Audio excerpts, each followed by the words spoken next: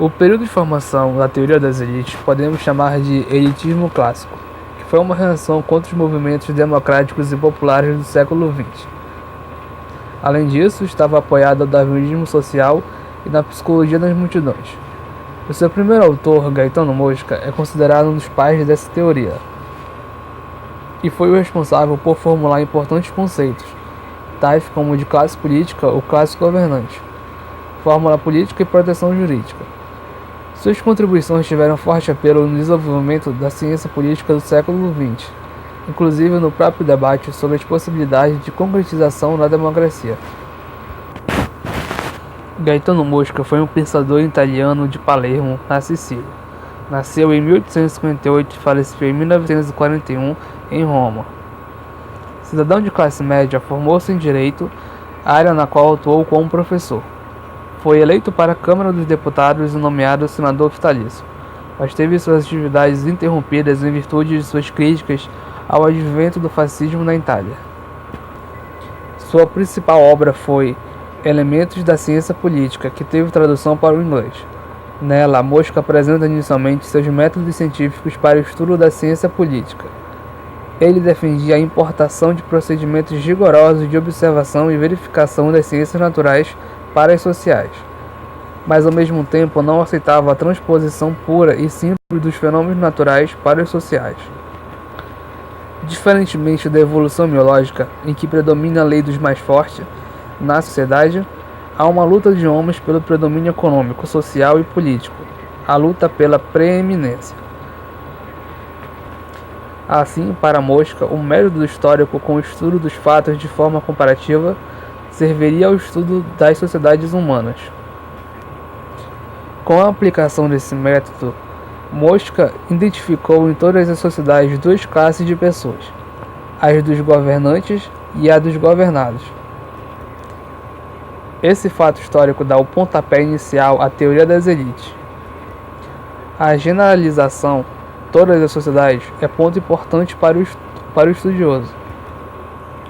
O teórico então denomina os governantes de classe política e os governados de massa. A classe política é que conduz as sociedades humanas, menos numerosa e por consequência mais organizada. Para Gaetano Mosca é a minoria organizada. Ela detém os recursos de poder, utilizando em seu próprio benefício, exercendo, portanto, todas as funções políticas, incluindo econômicas, religiosas e escolares. Por outro lado, as massas são conduzidas, governadas e dominadas. São mais numerosas e, portanto, desorganizadas. Não têm a posse dos meios de governo e são dirigidas e reguladas de modo mais ou menos legal, arbitrário e violento. A resposta para o domínio da minoria organizada sobre a maioria desorganizada está na própria construção desta frase. A dominação depende de organização e esta depende do número de indivíduos envolvidos no grupo, que quanto maior o grupo, mais fácil de ser desorganizado e por consequência dominado. Porém, Mosca percebe que a condição de minoria não é a única explicação para sua organização, e a encontra também na tipologia das classes políticas existentes ao longo da história. Por meio da análise dos tipos de recursos valorizados socialmente por cada classe dominante, historicamente, ele as subdividiu em três grupos: a militar, a plutocrática e a sacerdotal.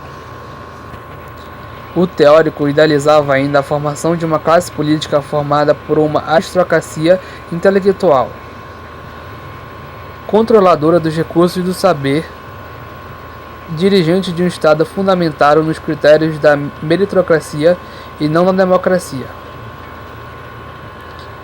Gaetano Mosca seria o porta-voz dessa última classe.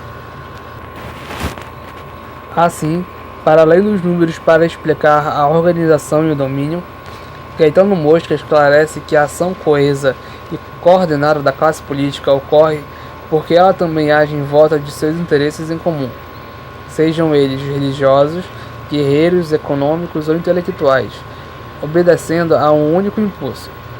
Ela tem como objetivo manter seu monopólio sobre os recursos socialmente valorizados que lhe possibilitam um domínio político sobre a sociedade.